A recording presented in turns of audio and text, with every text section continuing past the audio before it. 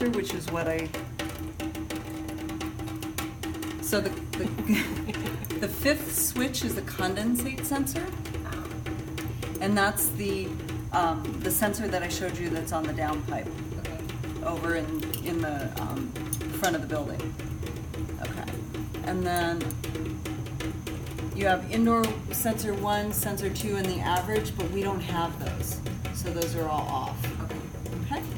So what we do is we run off of a condensate sensor, which is on the downpipe. That's over in 3R's storage unit, or 3F's storage unit. The first one allows you to change the settings here. So you have to push this first little toggle switch from user to installer. So if you do that,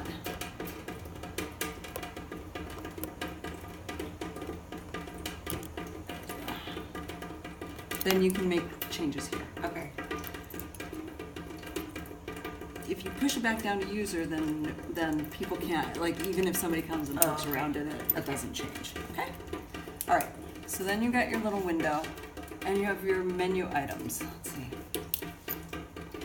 So it shows you the status, when it's going to establish steam, heat cycle, lockout, differential, and the tankless coil heating, but we don't have that. Okay, so right now, it's just showing you the time of day, and when it doesn't electronically change, so when daylight savings comes off, then you have to come down and change it. Okay, I should show you the accurate week, AM, and right now it's in an unoccupied mode. I'll tell you a little bit more about that. So we run a 7-day schedule. I'm just pushing the menu. So if you push menu, you scroll through the hierarchy as you scroll through the sort of main menus that you can choose from. One is time of day, the other is the schedule, and the third is viewing what the outdoor temperature is. Okay, so we can start with the outdoor temperature. So outside right now, the sensor, which is in the backyard, is picking up at 34 degrees. Okay, this little flamey thing right down here says that the boiler is actually on. There it is. If you hit menu, if you hit menu, or I'm sorry, if you hit item, it scrolls you through the different things within this setting. Okay, so within the outdoor view, we can see what the temperature is. A little triangle will come up when telling you what the thing is doing right now. So right now it's doing a heat cycle. The condensate down tube is reading 209 degrees. The boiler right now is running at 33%. And that's the total number of hours that are on our boiler. Okay. So that's all you can see in that window. That's the view window. So now I'm going to change it. This is the adjust window. Okay. So this is the occupied is flashing. I don't know if you can see that or not. Yeah. Okay. So occupied is flashing, meaning that during this portion of the cycle or this time of day, the building is occupied.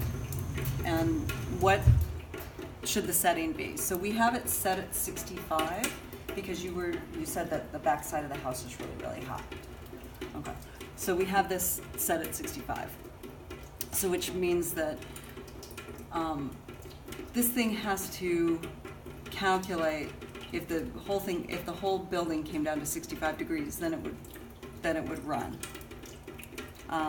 If you set it above 65, it tends to have heat all the time. Okay. Like constantly. Remember that week where you're like, it's really, really hot? Yeah. Okay, it was at 68. Okay. So, okay. Yeah, it's been fine. Yeah, so hang on just a second. Okay, so 65. And then there's a setting for unoccupied. So we've got that set down at 58, which means that if it's a time of day that the building is, nobody's going to be home, then it won't continually run the heat. So we have the heat running like at night when everybody's here. Yeah. In the morning, and then late in the afternoon when everybody's here again. Okay.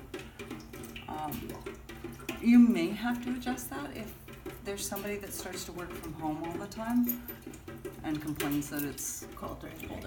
Okay, so then the next item is boost, and we leave that off. Okay. So you can read about it in the manual. The next item is limited, and that's also off. And then this is where we have the, remember the outdoor design? Okay. The outdoor design is at 20, and then the indoor design is at the boiler design is 70%. And it'll all make sense when you see the manual, it calculates it. Okay. Okay, so you don't have to worry about setting any of that stuff. You do have the control of setting the indoor design and the outdoor design. Okay. So right now it's at factory default, which is 70. The cycles are, we're running a 60-minute cycle because we went into the colder weather. You can back, if you want it, let's say you wanted to back that off, use the down arrow. Down, down, down, down, down. You can go as low as like 15 or 20 minutes. Okay. Okay, now we're running at 60.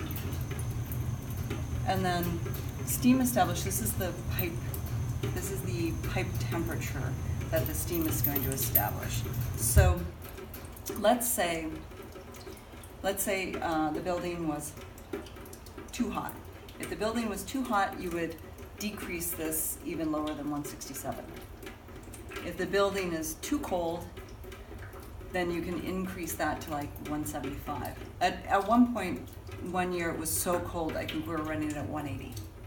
So that it kept the building warmer, okay? So this is this is where you would adjust the temperature for that condensate sensor that's on the down pipe, okay? Okay, what's this one? Lockout differential, remember the lockout differential, factory default is 25, but I set it up to 32 to try to keep from overheating the building. Okay, so this is where you would adjust the lockout differential. And then this is the warm weather setback. Mm-hmm. So in the warm weather setback, the occupied temperature goes to 60, and then the unoccupied temperature drops to 50. Okay. And that's it. And it's then you can choose between Fahrenheit and Celsius, but we keep it on Fahrenheit.